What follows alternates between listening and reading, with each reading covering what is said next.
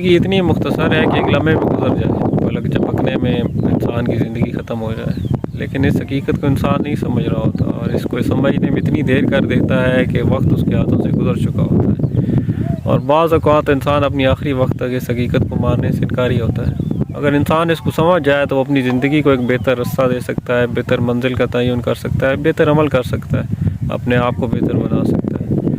اور اگر اس حقیقت کو نہ سمجھے تو بے معنی بے مطلب چیزوں میں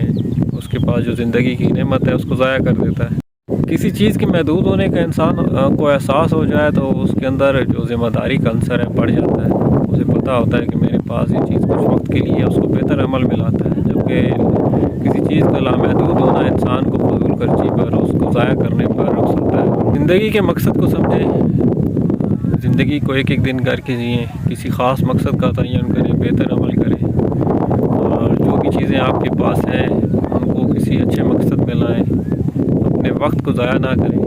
اور یہ سمجھیں کہ آج کا دن آپ کی زندگی کا آخری دن ہو سکتا ہے، تو آپ اپنی زندگی کا آخری دن اس دنیا میں کس طرح گزارنا چاہیں گے۔ تو اس سوال کا جو جواب آپ کو ملے گا اس کے مطابق اپنی زندگی کو استوار کریں۔ Life is short and we are getting closer to our end every day. Find a purpose to live for, otherwise you are going to waste this one-time chance. Spend every day as your last one on this planet and one day you will be right. So do some good now while you have the chance.